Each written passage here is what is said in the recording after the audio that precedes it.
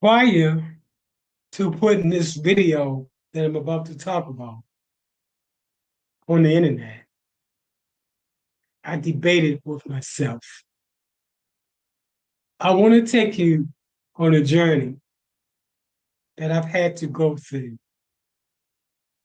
in recent months. The title of this video is titled, When Bills Get You Down and You Cannot Breathe. From nightmare to sunshine. On August the 26th of this year, I filed for bankruptcy. I was like 10, 11 credit cards deep. And I was missing out on payments. It's got to the point where I couldn't even make payments.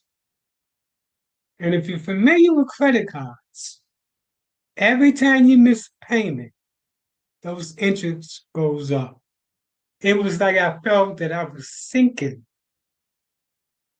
It was so frustrating that I would get anywhere from 9 to 12 calls a day, this from the creditors trying to get paid. On August the 26th, being frustrated, being depressed, and trying to find a way out, I decided to file for a Chapter 7 bankruptcy, per se. That means I put together all of the paperwork. It took me every bit of 60 days to try to get all of the documents together. And let me share with you what that journey was. It started on the 26th. The first thing I filed, and it's crazy on all the forms that you have to complete. The first was the voluntary petition form. Then you had to do a statement of your social security number, a certificate of credit counseling. That is that when you file for bankruptcy, you have to have 2 forms of credit counseling. So I attended and completed the first one. Then I submitted an application to get a waiver so I could waive the fees that one would normally be required to pay because of my income. Then they filed a notice of deficiency filing. That means while I filed a lot of applications, there was applications I still needed to file. I did all that. The first was that they did was the case of no proof of claim for deadline. Don't know what that means. Then on the August the 8th, they approved me to be a pro bono representation. On the August the 2nd, I was given, they mailed out to all of my creditors my claim that I couldn't pay, as well as set up a meeting for me to meet with the creditors.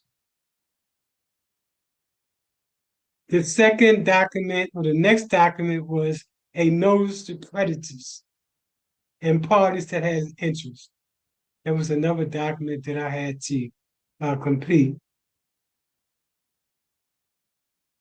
Then I had to complete all of the different summaries that they asked you to complete. And we're talking about over, I think it was like 10 or 15 different schedules that you had to complete for this bankruptcy. So when I say it was a nightmare, it was really a nightmare, but to God be the glory that I was able to get through all of it. And then finally, the last thing I did after I met with the trustee, and when that the trustee called a meeting for all me and all the creditors. Fortunately, none of the creditors came, so the trustee asked some questions and things of that nature, so that really went smooth. And then the trustees made a report to the judge. On the 20th of September, I completed the final workshop for debtors education. That was 3 hours long. But I'm happy to say that at the end of next month, if no creditors give a response, and from what I've seen, when I check my credit report, all of them forgave me, my debt will be resolved. We're talking about 10 credit cards, 10 plus credit cards, and close to $10,000 in debt. Let me show you some more related to this case. Again, it was my nightmare. So here is a list of all of my creditors. Keep in mind, each one of them charged like 20, 25% interest. Imagine getting calls every day from all of my creditors. It's like I didn't even want to pick up the phone when it came to answering the phone, because I knew it was a creditor that was calling. I literally went through a financial breakdown. My own course was to file for bankruptcy. So on the 28th of next month, if none of the creditors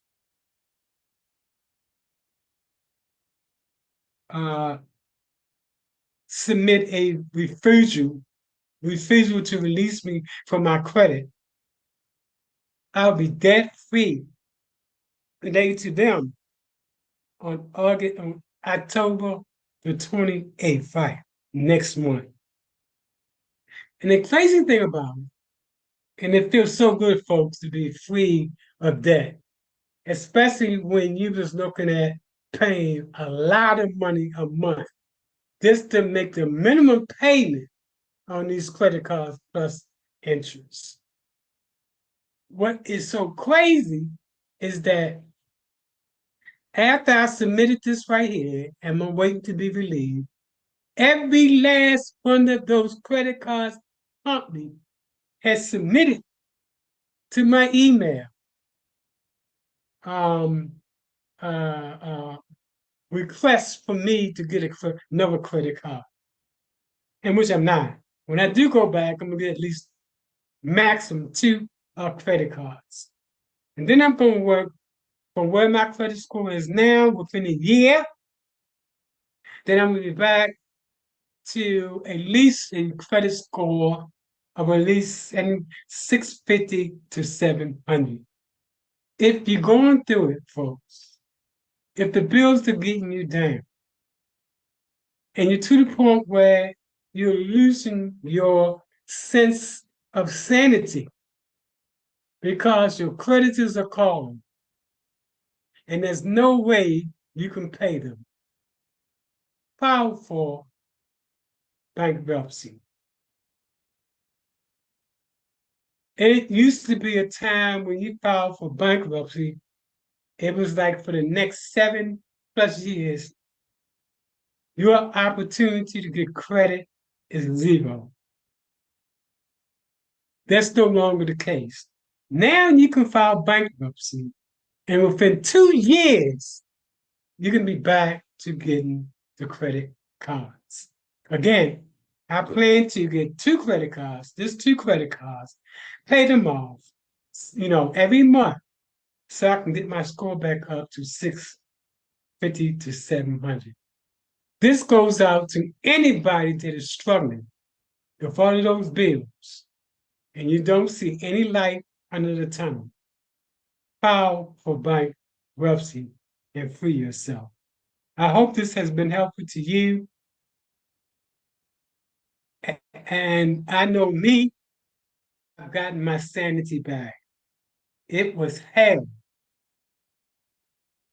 trying to figure out how I'm going to pay those monthly credit card bills that was mounting up, and the interest rate by itself was almost as much as the maximum amount that you could use to draw from. I thank God for my freedom.